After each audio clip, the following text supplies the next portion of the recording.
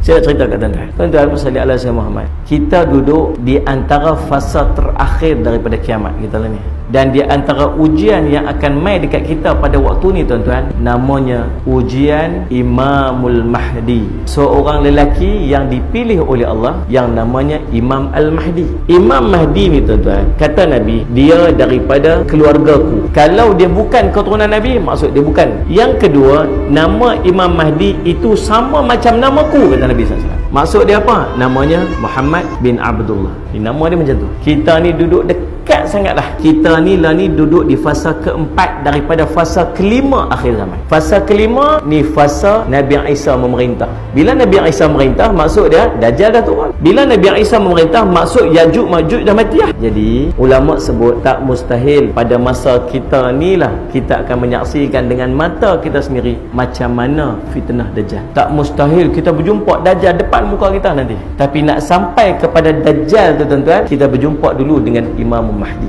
Di akhir zaman, kata Nabi SAW, di antara tanda akhir kamu akan sampai pada waktu kata Nabi SAW, yang kiamat tu hampir dekat, tanda dia ialah banyaknya berlaku al-harju. Sahabat tanya, ma al-harju Rasulullah? Apa tu al-harju Rasulullah? Kami tak pernah dengar perkataan. Kata Nabi SAW, al-qatlu, pembunuhan, kata Nabi SAW. Tuan-tuan akan tengok orang mati mengejut. Banyak orang mati di jalan-jalan. Mai penyakit yang entah apa-apa, yang tak pernah jadi kepada orang dulu. Jadi yang kita ni, antara punca dia apa tuan-tuan sekalian? Apabila artis diagung-agungkan, artis diangkat. Apabila arak diminum secara terbuka, tu di antara penyebab-penyebabnya. Semua dah jadi kita.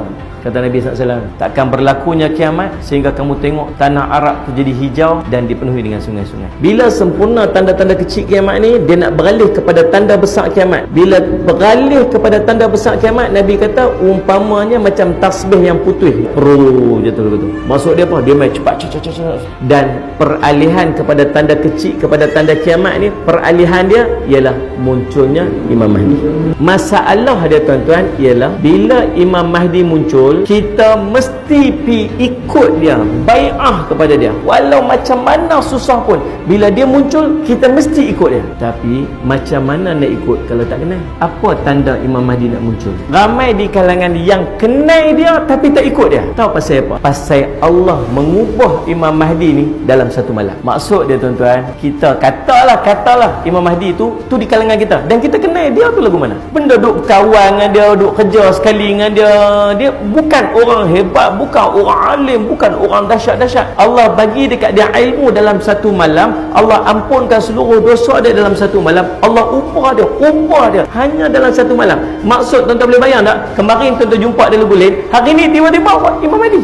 Agak-agak lah tuan-tuan, kita yang kenal dia ikut dia. Allahumma salli alaihi wasallam. Dan waktu dia nak muncul, bila banyaknya berlaku kezaliman tengah memuncak. Orang bunuh, orang perang sana, perang sini, kezaliman memuncak, dia akan muncul. Dan ini pun poin menarik yang kita kena fikir lah. Kita boleh fikir lah. Kalau kita harap tak betul, kita harap bukan dia. Tapi kalau dia, masuk kena get ready saja. Sebab waktu dia nak muncul ni tuan-tuan, akan berlaku seorang raja mati. Kemudian dia ada 3 pewaris takhta dia yang akan berebut sama sendiri. Yang mereka ni akan bergaduh sesama sendiri mereka untuk merebut khazanah yang duduk di samping mereka. Dan Imam Ibnu Katsir dalam kitabnya An-Nihayah fil Fitan wal Malahim kata, khazanah yang dimaksudkan itu ialah Kaabah. Tuan-tuan boleh faham tak situasi dia lagu mana? Tuan-tuan tahu tak apa jadi dengan pewaris tahta King Abdullah Lani? Tepat bagai yang Nabi SAW sebut. Baik, bila berlaku 3 pergaduhan ni, 3 orang ni, satu riwayat sebut tuan-tuan, hanya seorang saja akan dapat. Satu riwayat sebut lebih kurang macam ni, maksudnya tak ada siapa pun di kalangan mereka yang akan mendapatnya. Waktu tu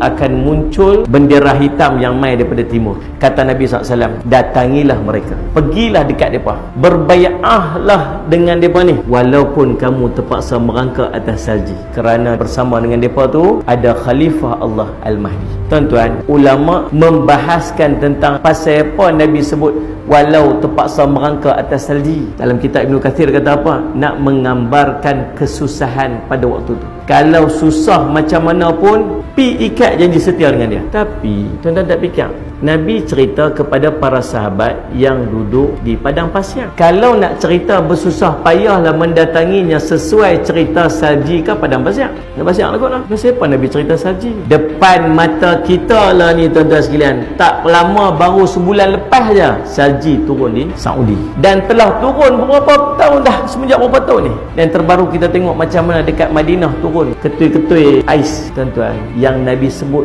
jadi depan mata kita. Maksud dia apa? Maksud dia muhasabah kita lah ni tuan-tuan. Kalau tiba-tiba muncul Imam Mahdi lah ni waktu kita ni, tuan-tuan agak macam mana jadi keadaan kita ni. Dan kalau kita tak ikut dia, kita akan rosak. Siapa boleh beritahu kata dia Imam Mahdi? Ulama. Sebab tu akhir zaman kita tak boleh lepas daripada alim ulama. Tak boleh.